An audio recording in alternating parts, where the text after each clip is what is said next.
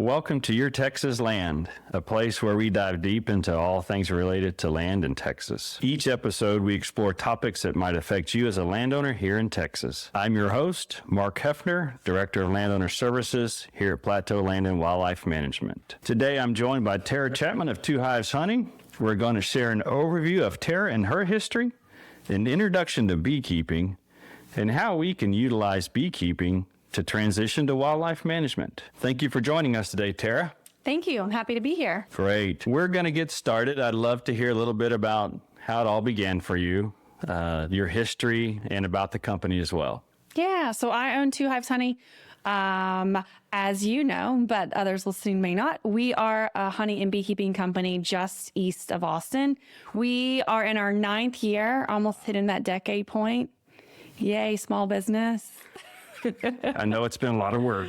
It is so much work. It's so much work, and an ag one at that. But we do a lot of things, as many ag businesses do. You do a lot to make a little. But we are a honey company.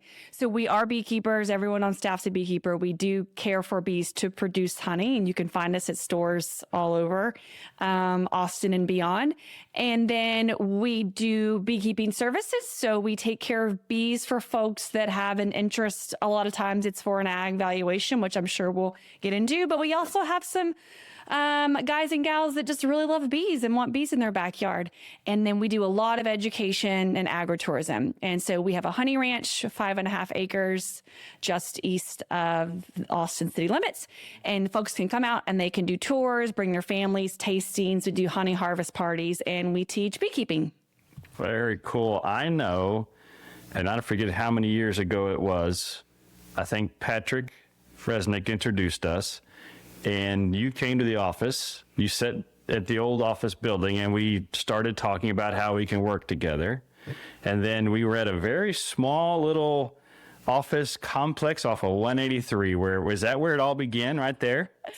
That dodgy place. Yes. It actually started on my back porch. Nice. So I started my career just out of college working in intelligence for the federal government. So I spent a ton of time in Pakistan and Afghanistan. I worked in various entities for the government, but all of it in that part of the world. And so back in 2013, I convinced my employer at the time to let me divide time. This was long before remote work was even a thing. And to convince the government to let you do it was quite a feat. That is. You can see persistence and resiliency as traits I hold dear. And so I convinced them to let me work part-time. So I was spending 3 weeks in Austin, then I would go to DC for a week. And then every couple of months, I'd go to Afghanistan for 2 weeks to 2 months, just depending. And did that for a long time. So I split my time for a couple years, and then I happened upon a beekeeping class, and I fell in love with it. It was all I could talk about. I was definitely looking for an exit strategy. I didn't want to work for the government anymore for reasons we can go into later if you're interested, but I wanted out. I didn't want to do that anymore.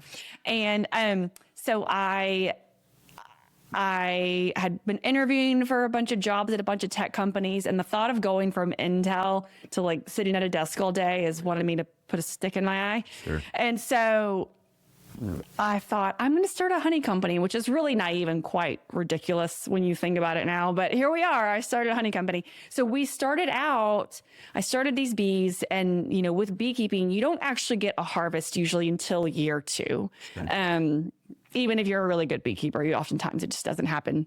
And so I was like, here I am. I've quit my job. I have a business card and I have a honey company, but I have no honey to sell. So we started running, it was me. I started running hive tours. And so I found that people were really interested. Neighbors and friends would come into town, and they always wanted to get in my bees. Okay. And I thought, okay, I think I could charge for this. So little opportunistic Tara started cold calling these meetup groups that had outdoor slants, Mm-hmm. And I said, I have an activity for your group. And they would come over and they would sit on my back porch, because I had a few hives. Literally, I started with 2 hives in my neighbor's backyard in the Zilker neighborhood in Austin. and which is a few blocks from Zilker Park, right? So quite a funny place to start this. Anyway, we would have beers on my back porch, and then we would walk across the street, and I would put them in a beehive, and I started charging for that. And that moved into classes and such. And then, yes, the little shop that you saw over across from Callahan's in East Austin, got this. The only thing that I could afford was this dodgy little place in the back of this strange little office park. There was like a Alcoholics Anonymous across from me. Interesting. There was a church on my left, and then there was someone selling these like protein shakes MLM company to my right. It was a very eclectic group. And that's where we actually opened our first retail shop. Yes. And then we outgrew that very quickly. And then in 2021, we actually invested in our own land and property, because at that point we had bees at breweries, at cideries, like all over town. Okay. And then we invested in our own property, which is the Honey Ranch east of Austin. That's so awesome. It's just a cool story. And I love your background. And then from your intelligence work to beekeeping, it's a big leap, but sounds awesome. Is that when you said 2 Hives, you started with 2 Hives? Is that where the name came from? That's where the name comes from, yeah. Okay. And I remember for years when I was still, I mean, at this point, like I've been doing it a long time. I'm very confident in what I know and what I don't. You know what I mean? You just get confidence with time and experience in. But for the longest time, people thought I had just 2 hives. And I always felt the need to be like, but I don't have just 2 hives. I've got 40 or 80 or 100, you know, now. I mean, if you want to think I'm producing all this honey off of 2 pounds and I'm this magical beekeeper, like, sure. But just the 2 is how we started. Very good. Very good. And when it was just you, I think when I met you, you had a couple of people maybe, but now you've got keepers that help out, and you've got a whole staff. Yeah. I mean, I'm clean most days of the week, which is... That's a bonus. That is a huge bonus. I mean, there was years that I worked literally 7 days a week. I was working bees. Now I'm lucky if I get in once a week, honestly. I get in with students, of course, but I try to get in as much as I can because it's important, you know, keep your skills up to know what's going on so I can share with students. But yeah, I've got 2 full-time beekeepers. I've got an events person, and then lots of seasonal part-time. I've got a social media intern. We've got an awesome team. Almost always it's always been super female driven. We have one guy on our team. I always like to give him a shout out. Hi, Jared. Because Jared's always like, they're always doing all these like, yay, women Instagram posts. And I always want to be like, but yay, Jared too. We love Jared. You're pro both sides. It's all good. Absolutely. Yeah. It just, it's funny because in this business, it's probably not surprising to anyone. It's usually the opposite. And I think that, you know, I draw a lot of females into an industry that maybe wouldn't otherwise. And that's awesome. You set a great example. So thank you. You're very welcome. All right. Well, that's a good start. How about, can you start, if you will, with the basics? If somebody out there is interested in learning more about beekeeping, it sounds really simple. I'll just get some hives and put them out there. But there are a lot of considerations. The piece of land, the area, based on food sources, even just shade. Too much shade, not enough shade. There's a lot of things to consider. So could you walk us through a little bit of that? And then maybe the basics, maybe some best practices that you obviously have learned a lot about. I think also would be interesting for you to explain a little bit about, we don't have to get deep into science, but why do we even need bees, right? Sure. What is the use of that besides the wonderful honey we get out of it? Yeah. So I think off the top, I want to kind of set the scene of that. There are 20,000 species of bees that are native. There's 20,000 species of bees in this world. About 4,000 are native to Texas. So there's a lot of bee species out there. Honeybees. So there's at most a few dozen species of bees that make honey. Okay. So when we think of bees, we think of honeybees, but we're talking about a very small cross section of the group. And the honeybees that we have here in the U.S.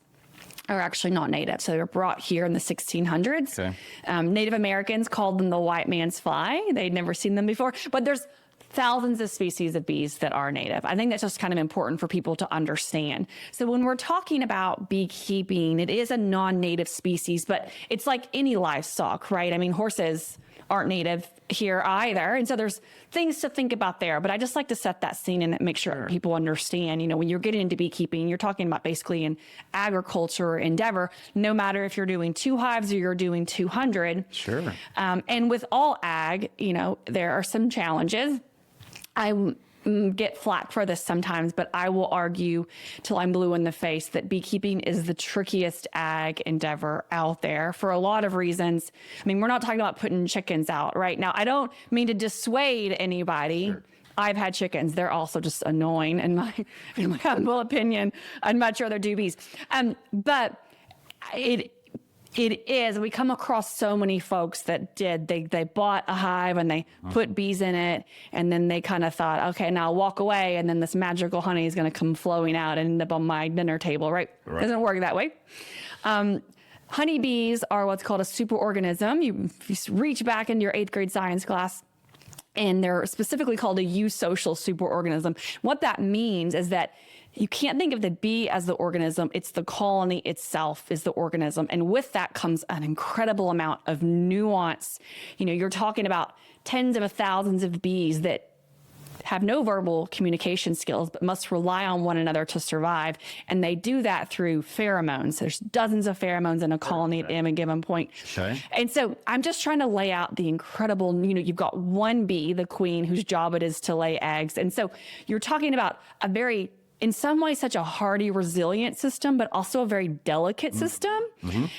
And again, they live in the dark and have to do all of this. They make decisions democratically, but do not have the benefit of any sort of verbal communication. And so super, super nuanced. I think that is what makes beekeeping, frankly, so fun. And again, why so many years ago, I quit my job after a 2-hour beekeeping class, which was so ridiculous because they're just so interesting. So I think that's what makes this great. But you're talking about, in ag, you're generally relying on live animals or the weather. Now, I have cattle, Tara. The cattle have to graze. What they're grazing on relies on the weather, of course. But you are not solely, you can buy feed to feed that cattle, and you can still get your product at the end of the day. In fact, a lot of ranches do just that, right? They're only buying feed. With bees, their entire food source is reliant on blooming flowers that produce pollen and nectar. And they can get their food from nowhere else. Now, we can feed them in times when the weather doesn't cooperate. We can feed them sugar water and other substitutes to keep them from starving, but they cannot make honey off of those substitutes. Oh, okay. And in fact, it changes the entire pH of the colony to exist solely on these substitutes. And so they're weaker, they're more susceptible to disease and such. And so you have a lot of challenges when you've got everything. You're reliant on live animals and the weather to produce the product, right? So a single weather event, hello, February 2021, can ruin a year, right? Like the crazy storm of 21 here in Texas, or a series of events. 4 years ago, isn't it funny when you get into ag, you can tell everyone exactly when the rain started and stopped every year? It's imprinted. My granddad was a cotton farmer, and I remember this from all the cotton farmers growing up in West Texas and thinking, God, they sure are obsessed with the weather. And I am her. Now she is me. But 4 or 5 years ago, the mesquite is a funky little plant, but it makes this amazing honey. I know we love to hate on mesquite, but man, it makes great honey. It does make good honey. And it doesn't always produce nectar. It bloomed 3 times last year, made no nectar. Doesn't make any sense. But 4 or 5 years ago, when it blooms in July, it tends to produce nectar, I have found. And this one July, it rained every day for like 8 days, which is very rare in Texas. We didn't get any mesquite honey that year, right? So you can see how the weather can really interfere with things in ways that you just can't control that. So that's what makes it a little bit tricky. Okay. We've got people that come to us that have hundreds of acres that want to be beekeepers. And we've got people that come to us that I had a gal in the shop this past week, and she said, I want to be a beekeeper. And I said, how much land do you have? And she quoted me in feet. And I was like, I don't know what that means. I'm used to talking in acres, right? She was like, I have 9,000 square feet. And I was like, is that like a quarter of an acre? I don't know. But, we've got people that put bees on tiny little plots in Austin, which is totally doable. And the beekeeping is the same no matter how much land you have. It's just for this gal, she has to think about neighborly relations, right? But you can do beekeeping on a very small, it's a great activity for small plots of land. And I've got hundreds of acres in Central Texas, right? So it's great for all folks. Great. So any size property, considerations of placement. For instance, if you're in a certain county, I'm thinking of some of the, and we don't even have to name them per se, but where they run out of flowering plants, when we get real rocky or something. How far does a bee go? How far does a bee search for? So you'll hear, you'll see everything from 3 to 5 miles one way. From the hive, Now, okay. if they're having to go 5 miles to collect food, you're not going to have a very strong colony. That they only have so many flight miles on their wings, and the further they have to go for food, the worse off they're going to be. So you certainly don't want to be that far away from food. But, in a given year, all the honey that we make, that we produce, is probably produced in less than 8 weeks' time across the year. Wow. So even though we see plants blooming for a good bit of time here in Texas, they're not breeding that much nectar for most of the year. And so that's why they make honey. They've got to live off that year round, right? So thinking about, are you in an area where you're going to have a lot of forage for your bees is important. And we can speak generally, right? I mean, we can, the further east you get of I-35, the more grows. It's just a fact of rain, that fault line, you've got more rain, the soil is better. The further west you get, it's trickier. It doesn't mean you can't do bees in Abilene. It just means you might have less for your bees. So certainly thinking about what your bees are going to have to eat is really important. And honestly, there's little pockets of Austin that do great, and there's little pockets that for whatever reason don't do as great. And sometimes we just don't know until we put bees there and give them a couple of years and see how it goes. Okay. That's great. No, that's, again, because we get that question from landowners that they ask, can I do bees? And I think what you just said, there's some questions, and sometimes you can't always answer exactly how they're going to live. I do know that can be a bit of a challenge. People get upset, or they're worried that their bees won't live. And then you kind of mentioned the whole feeding thing, which doesn't sound like a really good option. So yeah, I mean, or oftentimes the question is, but am I going to get honey? And that's a whole other ballgame, right? Our first goal is to make sure these bees have enough to survive the winter, because they make honey because they only have access to food such short periods of the year. And so my first goal is let's make sure your bees can thrive without excessive feeding. Okay. The other thing is that this year has actually been an awful year for bees and beekeepers across Texas, just across the state, which is curious because people thought we had so much rain. Yeah. Well, we had too much rain. The rain washes the nectar out of the blooms. Nectar is what bees use to make honey. If it rains every 3 days, they just can't replenish, and it just wouldn't stop raining. So we had some areas do okay, but it's shocking to people. And so again, it's just another example of how if I put bees out somewhere new this year, I can't even tell the landowner if your bees are going to do well, because I need a good year.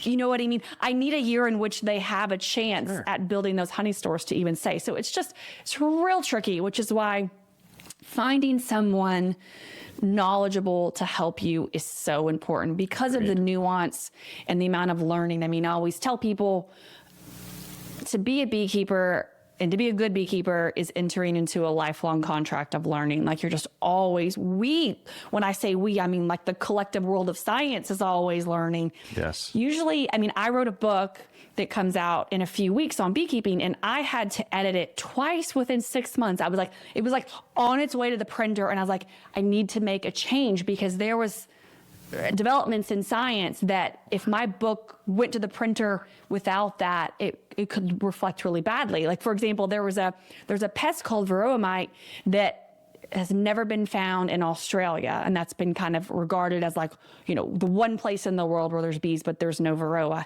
And varroa showed up in Australia, I think it was last year. And I was you have to, we cannot take a book to print that says there's no varroa in Australia, right? So we're all still learning. That's great. I mean, that to me it underscores the complexity of bees in general, right? I mean, I think we all see them. We think they're simple little guys, but there's some complexities in there that's very fascinating to me. So why do we need bees? Why do we even need them? Yeah. And so when we say like, why do we need bees? Let's take it both in terms of like honeybees in particular and then bees writ large. So let's talk about bees writ large. Like, Sure. Most people probably know this, but I think it's worth saying. All pollinators, butterflies, bats can be pollinators, beetles. All pollinators are necessary because for most flowering plants, they need pollen to be moved from one part of the plant to another or from a male to a female plant, right? In order to produce a seed for reproduction, because nature wants nothing more than to make more babies, right? So that's why pollinators writ large are so important. Now, when you hear you'll hear people say, without honeybees, we wouldn't have almonds. Okay, that's not exactly true. But the reason that we need honeybees in particular to pollinate so much of our food crops is because they are the only bee that we can pack on the backs of semis and drive around, because I've heard of that. We love monoculture in this country, right? I mean, it's how we eat. Even in a city like Austin, where we pride ourselves on having small local family farms, there was a stat done, and this is from about 7 or 8 years ago, and I bet with all the influx of people, it's even worse now, but still 97% of all the food consumed in Austin is from monoculture crops, other than like local family farms, right?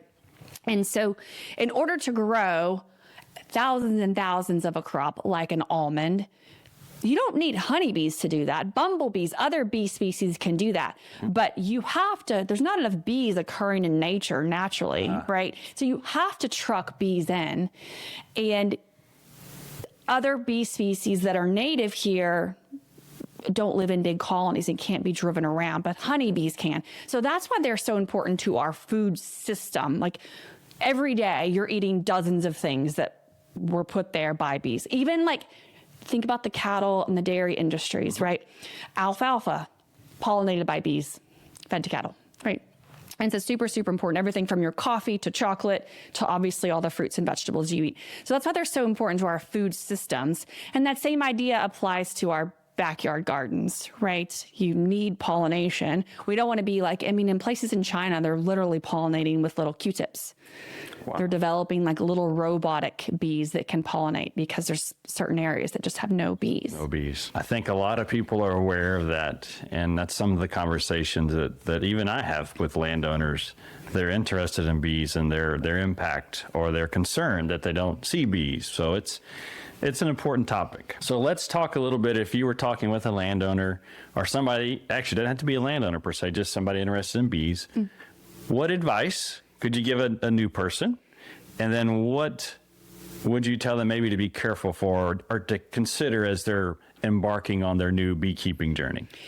Yeah, I mean, I think that I always like people to be aware of like the investment, be it time or money, right? Beekeeping is tricky because you have to invest all the money up front when you know the least amount, right? It's not like if you wanted to try your hand at art, being an artist, and you could like buy some cheap canvases and some cheap paints, right?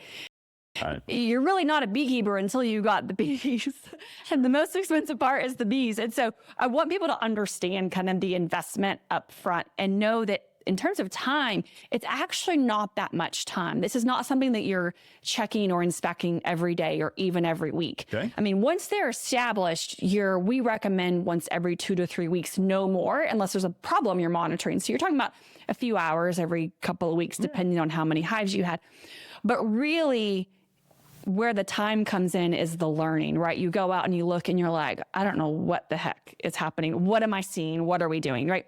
And that's why finding someone, a club or another beekeeper, like finding someone that you trust, and that's tricky, right? It is. There's a lot of people. I have seen a lot of people there that think they know what they're talking about and they don't. So that's tricky. But finding someone that you trust or finding ways to get more information so that you can like make a timely and informed decision. So that's the most important part, because again, that's an investment. And beekeeping is a really cheap cheap hobby to maintain unless you're having to replace your bees every year. And if you're having to buy bees every year, it's not that affordable, right? Because bees can be quite expensive. So that's my number one, is really understand what you're getting yourself into. Okay. And then number two is finding someone that you trust to help you along the way, that you know you can go to for resources and assistance, be it books or someone on YouTube or someone hopefully live in person. Yeah, somebody like Two Hives that does offer classes. That's right. How often do you offer classes? Pretty regularly. We do, so we have in the spring and the fall, we have hive tours, which they aren't a beekeeping class per se, but it's a great opportunity, whether you're interested in beekeeping or not, just to come out and you get this experience of being a beekeeper for a day. And I recommend it to people that are kind of toying with the idea, because I want you to come out, put on the suit, help light the smoker. If you don't enjoy standing in a full beekeeping suit in the sun with smoke kind of blowing in your face, you know, if you don't enjoy that activity, that where all of the hard stuff has been done for you by somebody else, I don't know that you're going to enjoy beekeeping. So that's really fun. You know, you can bring out kids, families, 6 and up. Beekeeping is great for kids. I have a little boy. He turns 3 in a few weeks. He's been in a suit since he could walk. You know, it's funny how much they just absorb through osmosis almost. He knows a great deal. And he loves to tell beekeepers, you got to find the eggs, not the queen. Look for the eggs. But for him, he already has this appreciation of these tiny things that so often can get ignored, or worse, people are fearful, right? And Atlas has no fear. Now, he has not been stung yet, so talk to me once he gets his first sting, and that might change. But I just feel like I'm imparting onto him an appreciation for all things, and also an appreciation for how our food is made. I think that's really one of the most valuable things about beekeeping, is that it's an endeavor that you can do in your backyard, where you are responsible for producing a bit of your own food, and you can see how hard this is, right? And I want people to have a better appreciation for our farmers and ranchers and beekeepers and what they go through. And so he'll wake up on a Sunday and he'll say, I want some honey. And every so often, instead of just going to the cabinet, I say, okay, let's go. And we get on our suits and we light our smoker and we go out there and we take a little spoon, we open the hive, he scoops out the honey, he puts it in his cup, we put the hive back together. Of course, that's not how you're going to do it in real life, but that's cool. Every so often we do that. And so he understands, oh, we had to work hard for that, right? I think that's great for kids. That is cool. So you mentioned some people that are fearful of them. Do you have any encouragement? Because I do talk to landowners that are like, oh, I just can't get into bees because of my kids are some are allergic. Some people are fearful. I've learned over the years that pretty much they'll crawl on you, and unless you entice them, they're gonna pretty much leave you alone. Yeah, honeybees are really docile. Now, you know, of course, we've all heard of like killer bees and Africanized bees and whatnot. It's a whole other situation. But for the most part, you know, your risks are so much higher just getting into your car every day than anything happening to you, even if you had bees in the backyard, right? I mean, again, my son lives on 5 acres, good sized property, not that big. And we have, I don't know, I'm not great at math. What's 35 times 50,000? That's how many bees he is around all of the time. And he's never been stung, right? And he gets into beehives without gloves all the time, which is not advisable. Please don't at me and hate me, but the gloves are very big and they're floppy, and we can just work better without them. But he's with me. Yeah. I know when things are going to go. You learn when your colonies are not having a great day or they're a little bit like hyped up. But yes, for the most part, honeybees are very docile. Can that change if a raccoon is like bothering that colony overnight? They're probably going to be more defensive in the morning. This is all in your learning, right? You got to learn to light the smoker, because the smoker is going to protect you and the bees from anything happening. Like, it's all in your learning. Yes, there is a risk, but it's not as high as people assume it to be. Okay, that's good. I like the numbers you just provided of how many bees are on your 5 acres, and because we do get that concern, what happens if I put 6 hives on my property? Am I going to have bees everywhere? You just gave a great example that I can use even talking with landowners, so I appreciate that. I mean, if you've got, go back to my gal that has 9,000 square feet, whatever that means. If you've got less than an acre, don't put 6 hives out. We have done that in Austin on a few occasions, and we have found that when you go from 2 to 3 to 6, you do see a much higher incidence of like bees all around you all the time. But like 2 to 3 on small lots in the city, we do it all the time. Fine. Fantastic. So let's move on to a little more what I call compliance-minded conversation. Beekeeping in the state of Texas on 5 to 20 acre properties. Without an ag valuation, people can actually form ag history based on their beekeeping. So they can, for 5 years, keep bees. There are some county requirements, but they can develop ag history and actually obtain their ag valuation, and they can actually lower their property taxes based on being a producer, in theory, as you said earlier, producing honey. Yeah. So do you want to talk a little bit about how you've been part of that process? So it's probably been over a decade now.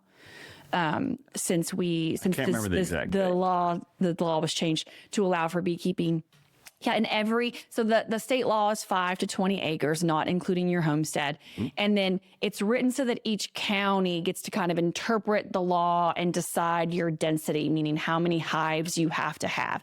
So for example, Travis County used to be, no matter what lot size, you had to have 6 hives. Okay. Then they changed it a couple of years ago to match other counties like Williamson and Hayes and whatnot and Bastrop, where it was the number of acres dictated how many hives you got, which the Travis County law was great if you only had 20 acres. I think when I first started working with you, it was one of the easiest things people in Travis County could do, because that's all they said. Yeah, just put 6 hives. It could be 20 acres. It didn't matter. So now if you have 20 acres, you're going to have to have something more like 16 or 17 hives. All the counties are a little bit different. But yeah, you do have to build history, which I think is the case for all the ag activities, right? You have to build 5 years history. And what I always tell folks is that you always want to check with you. I mean, Mark, you know this better than anyone, but I always like you to engage in conversations early with the county and get it an email, because people change. I've seen, it's personality driven, and I have seen people agree to things that I thought they would never agree to, but you want to make sure you've got that in writing, right? So for example, one of the things that I think most of the counties agree that you can do is you can build your number. So let's say the county says you have to have 12 hives. They often don't make you do 12 hives during your 5 years building.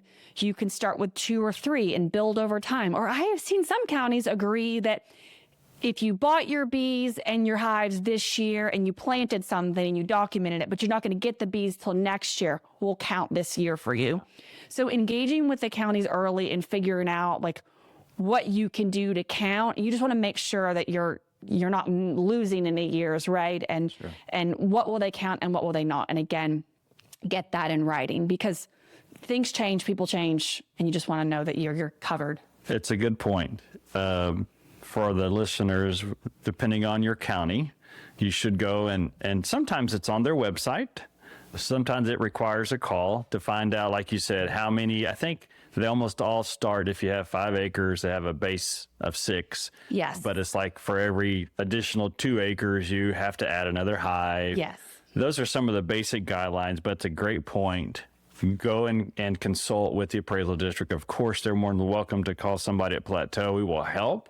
But even then, we still have to go and make sure, because to your all this you've been talking about leads up to the fact that it's not only expensive, it's time consuming. You don't want to make the mistakes along the and then realize 5 years down the road you've been doing it wrong. Yes. I had someone very recently that you knew about, Mark, that did not engage with the county at the start as I'd asked, had been receiving a homestead for her entire property, her 20 acres, we have done 5 years of beekeeping with her. And when she went to the county to apply, they said, well, you've been homesteading these acres this whole time, so your clock has to start over right now. And she invested a lot of money. And so making sure that you understand, I mean, you know, also if you have less than 6 acres, we have 5.25 acres. I'm probably never going to have an ag valuation on my property, though I am actually a farmer full time and employ 6 other people. But like, I'm applying every year on this new property because once we get to 5 years, maybe the law will have changed and they will, who knows? But like, you want to document and talk to them early and make sure that you're not throwing good money after bad and then get to 5 years and then realize you are never going to get that valuation. Another example is horses in Travis County. The current ag rep, the TCAD rep, will not allow you to count acres where you have horses. So if you've got 6 acres and you've got horses on an acre, you don't have enough acreage to do bees for ag. So you want to know these things up front. That's such a good point. And I think it's worth, you and I we understand this because we work with it daily. We keep saying 5 to 20 acres. You touched on it very briefly. It's important for people to know if they really want to do beekeeping on their like residential lot, they really should just buy 6 acres. Because as you said early, the county is when you get to ag, they're going to pull out 1 acre for the home site. That will be taxed at market value. The 1 acre and the home taxed differently than the other 5 acres. But you must have 5 acres at minimum, 5 to 20, dedicated to the bee operation. That's right. That's right. Because like at my place right now, it's homesteaded because we live there. Mm-hmm. There's a world that I could see in which I don't live there anymore. And that would no longer be our homestead. Mm-hmm. And I have been applying every year, and I will apply every year in case that happens, right? Because you never know, because we're going to do bees there no matter what. So, yeah. Sure. Absolutely. I say you keep doing that as well. So I'm going to just do kind of a summary on beekeeping. We get calls and somebody has, Mark, I've got 8 acres and I'm paying really high taxes. What can I do? A lot of our recommendation will be something like beekeeping because it's not very difficult from a land management standpoint. It doesn't tear up the property. Right. They can install hives. They're pretty to themselves. Small footprint. They don't graze the grass down like some landowners do. So that's what we tell them to do. And then we even help them engage with beekeepers. We have some, depending on location, that we like to utilize. You're one of them. So we would encourage them to immediately contact you, for instance, and start the process of that conversation with purchase hives. Can you give me just a quick rundown, and then we'll begin to wrap that. There's a couple of topics I want to touch on, but if somebody calls you and say, hey, I've got 6 acres, what I do next? Do you help them buy the hives? Do you install the hives? We can do everything nuts to bolts. We can help you as little or as much as we want. And my first question, and they always don't know the answer, is do you want to be the beekeeper? Because if you want to be the beekeeper, we can help with that too, but the conversation's a little bit different. Okay. And my one thing that I recommend to folks is during this 5-year building period, it's a great time if you're interested in toying with it to try it out because it's low risk, right? Meaning like you might lose some money, but if you wanted to be a beekeeper and you got a couple of hives and you're counting that, you're building your history, and then you decide after a year, okay, that's really hard, or I don't want to do that, I don't have time for that. Well, I'm glad that you've learned it now, right, rather than later. I also have people that will come in and we'll get them set up and we'll take care of the bees for them while they get up to speed and learn. Okay. And then they might take over management and then call us when they need help. But yeah, we can help. We'll source we've got a store, we've got equipment, we've got a source for bees. So you can do nothing. We have people that have literally never touched their hives and we engage with them once a year because they need the paperwork, they need the information to fill out the paperwork. So we can do a little or as much. And if you're not in an area where we can help you because we have a set area that we go to, we are very well steeped in this community and can refer you to others if you're outside of our service area. Perfect. That's so good to know. So yeah, when I'm coaching new landowners, that's exactly how we tell them, go ahead and get started with the keeper, get the hives in place, start working through the process. So we even tell them you can do it on your own or you can hire a keeper. If you do it on your own, document everything you do throughout the 5-year history build. And I even tell the landowners, when you're working with a beekeeper, make sure the beekeeper understands that compliance piece of this. Yes. If they're working toward the valuation. Again, For that's sure. a different story.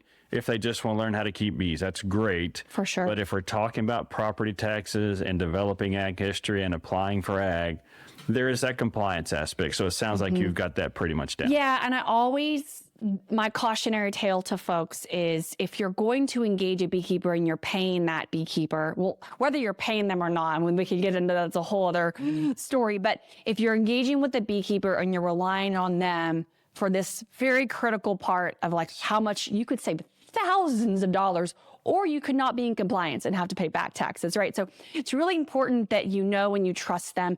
And I will say my cautionary tale is that in the last decade, we've seen this profession explode, and you've got people of varying experience levels. I would not hire anyone that doesn't have insurance. I would not hire anyone that cannot demonstrate to me that they have been doing this for some period of time and they can provide testimonials from clients. I have heard a lot of horror stories of people scrambling in September in Hays County because they've got someone coming out to inspect from the county and they have not seen their beekeeper in 6 months and they have no bees left in those boxes. And so just be really mindful that a lot is on the line here, and you want to know if you're engaging with someone that they're going to hold up their end of the deal, which I think is why if you're going to engage with a beekeeper, this is a professional service you should expect to pay for. Nothing comes for free. That's such a good point. I know there are some less than good folks out there that are just trying to make a quick buck. So let's, and I can kind of wrap this up a little bit on the ag side, meaning, so let's assume that somebody did it right. They've built history for 5 years. In year 6, in theory, they would have all their hives, whatever the requirement for the county is, and they could apply that year. And I want to talk a little bit about application even before that, but they could apply for ag in the 6th year, year 6. Yes. And their property taxes now are based on ag and beekeeping. From my standpoint, a lot of my landowners use that as a transition to wildlife management. So they contract with you, for instance, and then you and I, or Plateau stays in contact, making sure everything's good. Year 6, they get their ag. And year 7, even on 5 or 6 acres, now they're qualified for wildlife management. And it's a very useful tool. As the value skyrocketed, a lot of people, even on smaller properties, were looking to transition to some form of ag. So beekeeping became very useful. Again, I taught more from a compliance standpoint. You've got both sides. You've got a passion for bees, but you also understand the compliance aspect of it. Yeah, we have lots of folks that have come in with the intention, or, I mean, to demonstrate, you know, at the end of the day, I want bees. I'm not interested in putting bees out where we're just going to have to feed them year on. I care about the bees too. Sure. So I transferred something like 10 or 12 clients in the last 18 months over to wildlife because their bees weren't doing well. And I thought, you guys, there's a better way. You can get the same results, but have a more positive effect on the environment. And so we've had that as well, where it took us a couple of years. We figured out, oh, the bees aren't doing great. Let's get us into year 6, and then let's switch over to wildlife after that year. And it's a lot better for everyone involved, the wildlife, the landowner, I mean us, because we're a bees first company too, right? Sure. Yeah, the last thing you want to do is just keep putting bees out. Yeah, I don't think we have time to go into all the different things that can happen, but the hive can die, and then they can swarm, they can do lots of things, and the landowner can't control. Right, yeah, that's why it's important to have a respected beekeeper that knows what they're doing, that will be transparent and honest with you up front, and be in it to get you to the goal that you want. And like I say, we gave up thousands of dollars Sure. of maintenance that we could just keep doing. We could just keep charging the landowner, but like, we don't want that. That's not great for us, and there's a better way for the landowner. And so having that wildlife option is really great once you get into ag. Great. Great. No, that's good. And again, that's where all this kind of started, was how can we help our landowners that need to build history, that can't, based on fencing or whatever it is, location and grazing, productivity, and beekeeping is a fantastic tool for it.